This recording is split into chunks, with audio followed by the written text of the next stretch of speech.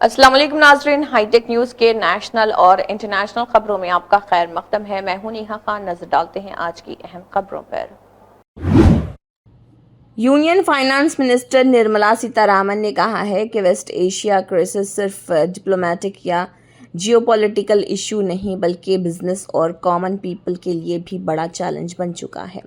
मुंबई में बात करते हुए उन्होंने कहा है कि इस कॉन्फ्लिक्ट की वजह से फ्यूल कॉस्ट बढ़ सकती है, कार्गो डिलीवरीज डिले हो सकते हैं और शिपिंग चार्जेस भी महंगे हो रहे हैं। फाइनेंस मिनिस्टर के मुताबिक रॉ मटेरियल और इंडस्ट्रियल इनपुट्स की शॉर्टेज का खतरा भी पैदा हो गया है, जिससे बिजनेस पर वर्किंग कैपिटल प्रेशर बढ़ रहा है।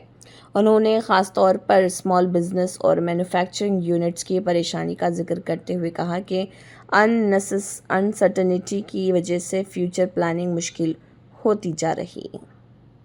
The portal integrates machinery discovery, OEM access, and SIDBI financing support to accelerate MSME capital investment. Now, in this context, it's important for us to understand what government's initiatives have been or government support has been. I'm not going to talk long list of what we've done in the 12 years. We've done a lot in the 12 years. I'm not saying this with a sense of, oh, we've done this, but matter of fact, we needed to do it. We have done some. But during the West Asia crisis, in which situation, context, environment, or current contemporary reality in which we are living, I would want to highlight those activities that we've been undertaking. Actually, these launches are taking place at a time when the global environment is uncertain. All of us recognize that. The West Asia crisis not only is a diplomatic or a geopolitical issue. For businesses and common people, it can mean higher fuel cost, delayed cargo, costlier shipping, shortage of inputs, pressure on working capital, and uncertainty in export orders. Just imagine all of them coming together because of that West Asia crisis. What is the sense of uncertainty that small unit will feel, and will they be in a position to make some kind of a plan? It's a big challenge even for countries, not just for India, for many other countries.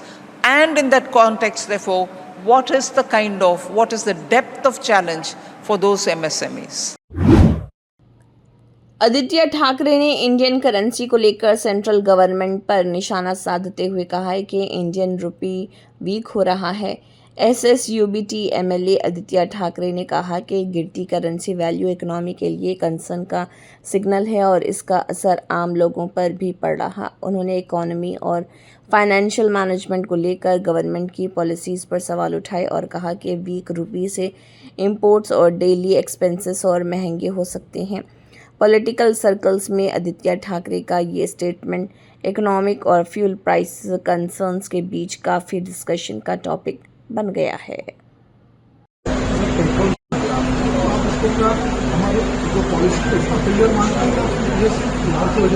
War अभी तो रुका हुआ है।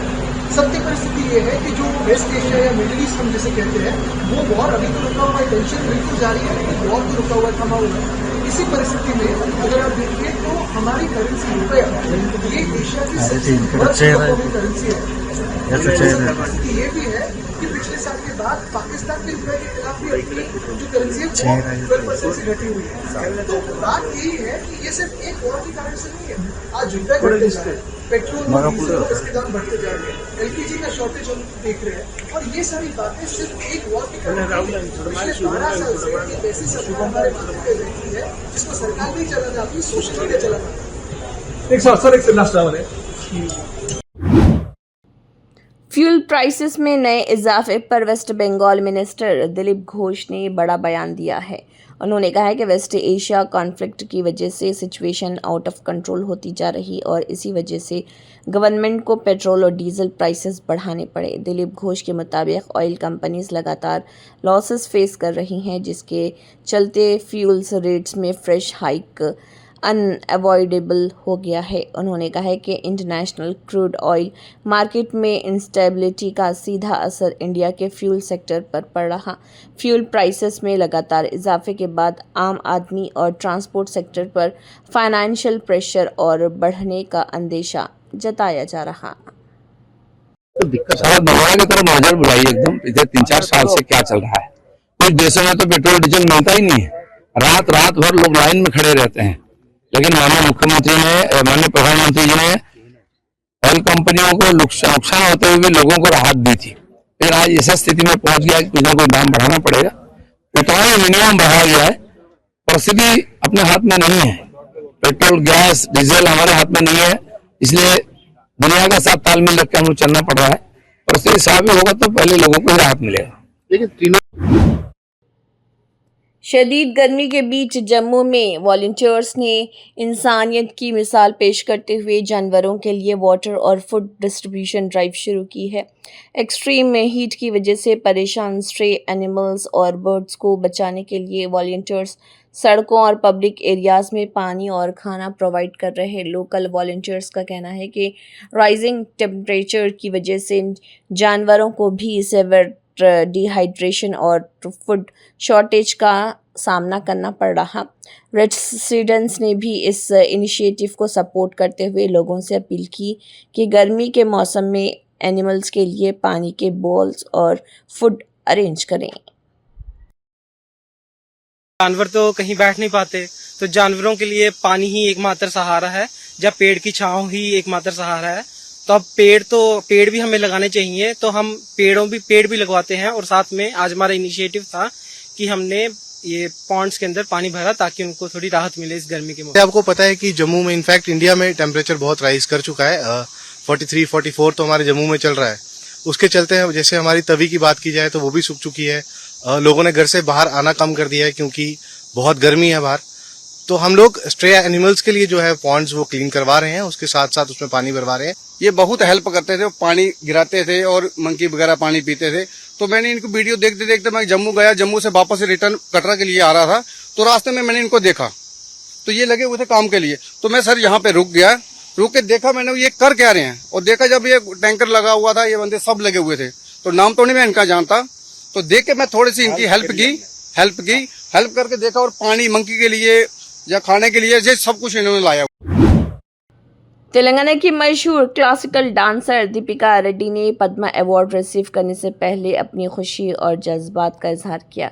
दीपिका रेड्डी ने कहा है कि मैं ट्रूली ओवरवेल्म्ड हूँ, ये मेरे लिए ड्रीम कम ट्रू जैसा है। क्लासिकल डांस के फील्ड में उनकी सालों की डेडिकेशन और कंट्रीब्यूशन को नेशनल लेवल पर रिकॉग्नाइज किया गया। पद्मा अवार्ड सेरेमनी के लिए न्यू दिल्ली में मौजूद दीपिका रेड्डी का कहना है कि ये हॉनर उनके लिए बहुत बड़ा मोमेंट है और वो इस रिकॉग्निशन को फ़ख्र महसूस कर रही।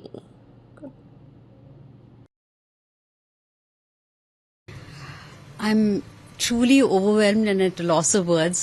It's like a dream come true for any artist. And receiving an award itself, you know, everyone feels very proud about it. But receiving a civilian award like the Padma Shri, it I think comes with a huge responsibility of striving harder to take forward the Kuchipudi art form, which is part of the rich cultural heritage of our country. It's been 5.5 decades since I've started learning dancing. My mother was a classical dancer. That's how she initiated me into learning a classical art form, and I never looked back after that. And I'm very happy. I have trained thousands of students who are different parts of the globe now. And we are 3 generations of dancers, my mother, me and my daughter Shloka Reddy also. So the person I really need to thank and dedicate this award to is my guru, the legendary guru, Padma Bhushan awardee, Dr. Vempati Chinna Satyam Master, for shaping me and training me and making me what I am today. And also the people who really inspire me are my audiences. For 5.5 decades, they're watching my performances and cheering me. That gives me a lot of inspiration to strive harder. And also my students from Deepanjali. They are taking forward my legacy and the Kuchipudi art form, which is very heartening. And I have a lot of support system at home also. My father, we are ready. He supported me when I was young, and now my husband, Sham Gopal, is my pillar of strength. And I had twins, my son and my daughter. They both, Abhinav and Shloka, are always there, to say, give me that push to strive harder. Union minister Dharmendra Pradhan ने उदयानिधि के उस बयान को खारिज कर दिया जिसमें कांग्रेस को बीजेपी की सक्सेस के पीछे जिम्मेदार बताया गया था। प्रधान ने कांग्रेस लीडर राहुल गांधी पर भी निशाना साधते हुए कहा कि राहुल गांधी समझते हैं कि ये मुल्क उनकी ज़मींदारी या जागिर है। उन्होंने कहा कि रीसेंट इलेक्शंस में देश की आवाम ने कुछ और फैसला दिया और बीजेपी को सपोर्ट किया। यूनियन मिनिस्टर के बयान के बाद सियासी माहौल और गर्म हो गया है और रूलिंग पार्टी और अपोजिशन के दरमियान स्टेटमेंट्स वार तेज हो गई है। Today I am here in Chennai. I asked Director IIT Madras to look into the technical glitch. IIT Kanpur and IIT Chennai, IIT Madras will look into the technical glitch faced by CBSE portal, but today it is functioning smoothly. Those who are applied for the revaluation, they will get scan copy. After that, the further development will take place. We look into that issue. We have taken it seriously. Government is looking it into in detail, and I am confident with the guidance of IIT Madras and IIT Kanpur, it will be resolved. The previous DMK government did not join in the PM3 scheme. Is there any response from the new government, sir, joining? I welcome the decision of people of Tamil Nadu. I welcome the new Chief Minister of Tamil Nadu, Thiru Vijay. I hope with his leadership, he will work in tandem with Prime Minister Narendra Modi ji. Prime Minister Narendra Modi is committed to develop this country in a unified manner. I am confident the new government will work with us in tandem in the constitutional spirit. We will talk to them in detail regarding our issues. Youth Congress, today Youth Congress conducted a protest against NEET and they kept a slogan that Prime Minister Narendra Modi and you should get down from the seat. What's your response on that? Prime Minister Narendra Modi is in responsibility not the mercy of Congress party. After continuous defeat by people, they have been rejected by people of this country again and again. Out of frustration, Rahul Gandhi thinks this is his jamindari, this is his jagir to run this country. Unfortunately, people of country are... Rajasthan के education minister Madan Dilawar ने petrol conservation को लेकर एक unique example set किया। PM की fuel saving appeal पर response देते हुए मिनिस्टर मदन दिलावर ने पब्लिक ट्रांसपोर्ट में सफ़र किया। उन्होंने कहा कि पेट्रोल बचाना सिर्फ गवर्नमेंट के नहीं बल्कि हर सिटीज़न की जिम्मेदारी। इसी मैसेज को प्रमोट करने के लिए उन्होंने आम लोगों के साथ पब्लिक ट्रांसपोर्ट यूज़ किया। मिनिस्टर का ये स्टेप सोशल मीडिया पर भी डिस्कशन का टॉपिक बन गया है।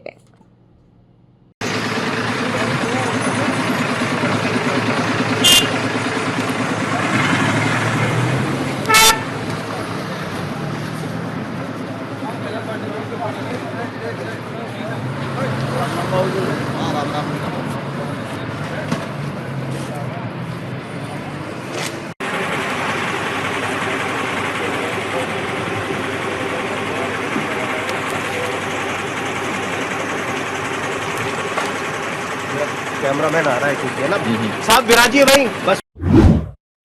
आईआईटी बॉम्बे के प्रोफेसर और पद्मा अवॉर्डी जोजर वासी ने गवर्नमेंट से मिलने वाले हॉनर पर खुशी का इजहार किया।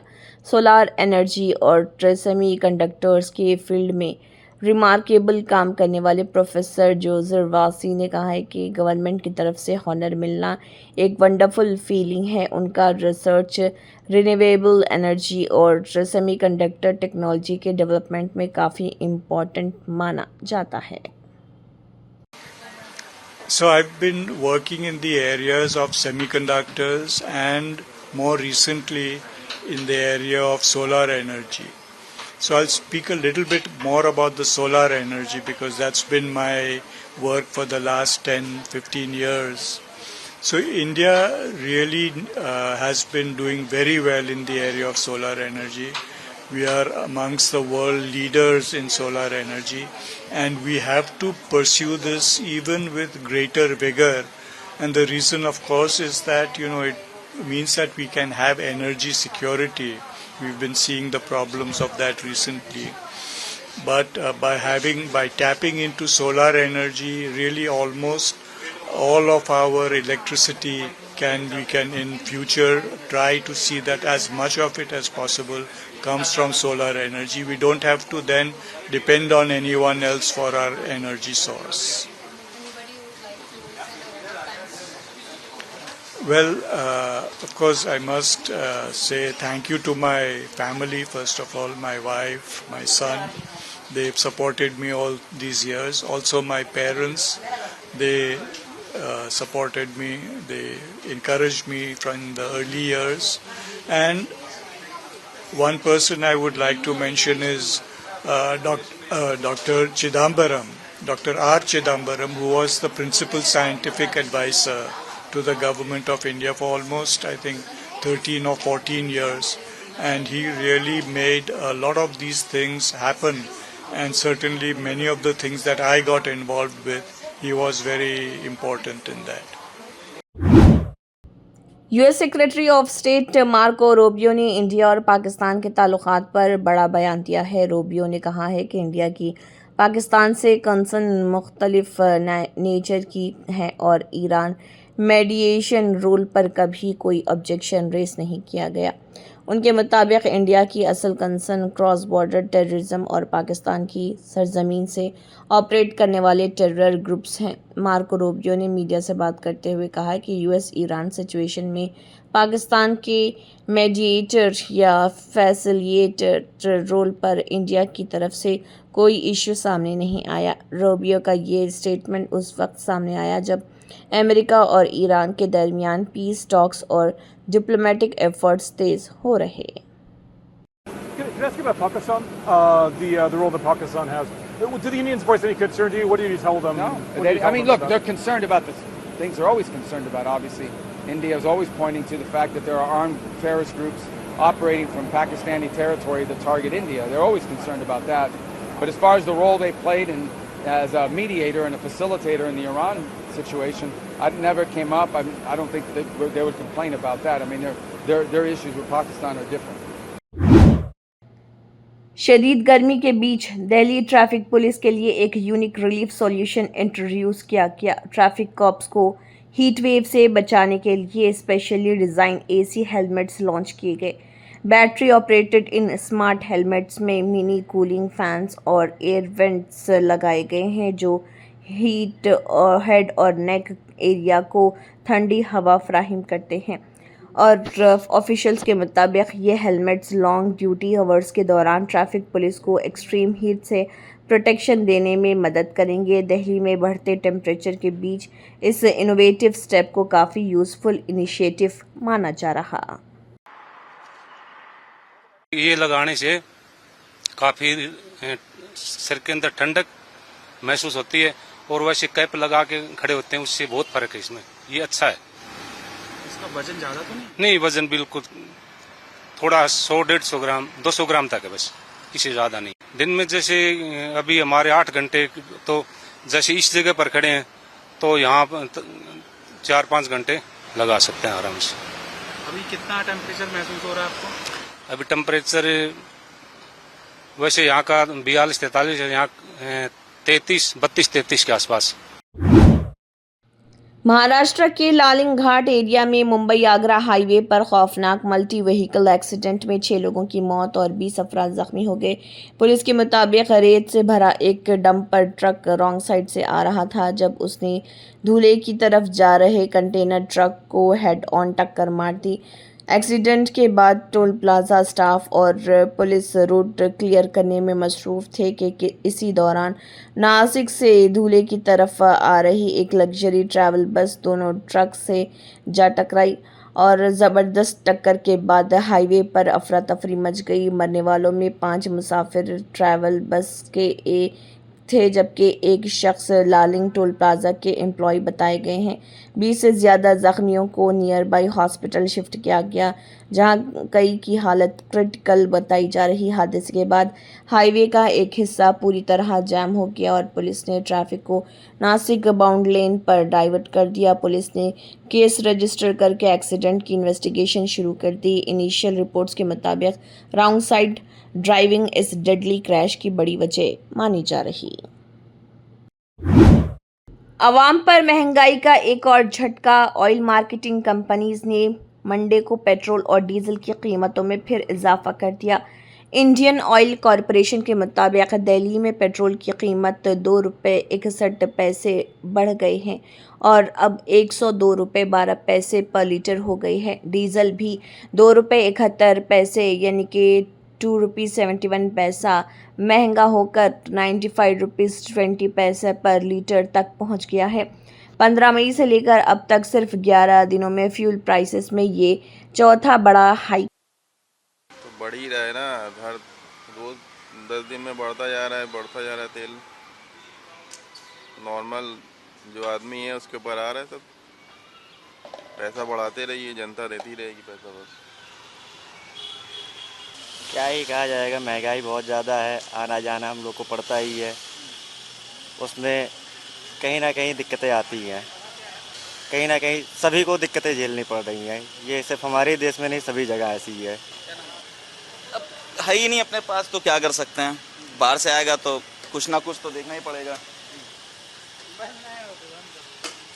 और है तो थोड़ी प्रॉब्लम तो आई है, पर मिडिल क्लास के ऊपर तो बोझ बढ़ रहा है हल्का सा। बहुत बड़ा बोझ है, लेकिन क्या करोगे, हैं तो भराना पड़ेगा। काम में मिडिल क्लास काम में निकलेगा तो भराएगा ही, घर पे बैठेगा तो भूखों मरेगा। भैया हम क्या करें, हम तो भाई कॉर्पोरेट सेक्टर में काम करते हैं, 200 150 रुपये का तेल डला के ऑफिस जाते आते हैं, और महीने में 7 तारीख को 10 तारीख को 15 तारीख को जो कॉर्पोरेट सेक्टर में काम करते सैलरी आते हैं, बेचारे वही जानते कैसे स्ट्रगल कर रहे हैं इस टाइम पे। सर इसमें क्या बता दें, ये तो बढ़ता घटता रहता है, इसमें कोई वो नहीं है, इसमें कुछ ना कुछ होता रहेगा, इसमें कोई ना भैया कुछ कर पाएंगे ना हम लोग कुछ कर पाएंगे। अमेरिका और ईरान के दरमियान अमन टॉक्स दोबारा शुरू होने की उम्मीद ने मंडे को इंडियन स्टॉक मार्केट को ज़बरदस्त बूस्ट किया। अर्ली ट्रेड में सेंसेक्स और निफ्टी दोनों स्ट्रॉन्ग ग्रीन जोन में नजर आए। बीएसई सेंसेक्स 720 पॉइंट्स की तेजी के साथ 76,135 पर ओपन हुआ और कुछ ही देर में 919 पॉइंट्स जंप करके 76,334 तक पहुंच गया। ट्रेडिंग के दौरान सेंसेक्स लगभग 0.96% स्ट्रॉन्ग रहा। एनएसई निफ्टी भी सॉलिड मोमेंटम में दिखा और इंडेक्स 220 पॉइंट्स की तेज़ी के साथ 23,940 पर ओपन हुआ और मार्केट क्लोज से पहले तक मजबूत पोजीशन में ट्रेड करता रहा। मार्केट सेंटिमेंट को सपोर्ट मिला यूएस प्रेसिडेंट डोनाल्ड ट्रंप के बयान से।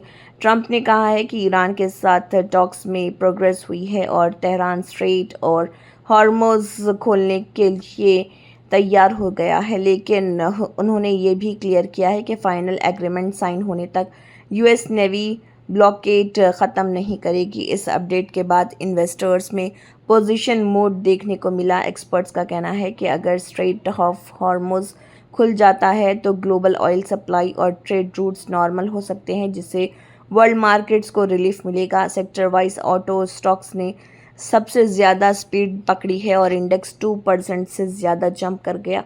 बैंकिंग और फाइनेंशियल शेयर्स भी अराउंड 1.5% स्ट्रॉन्ग रहे।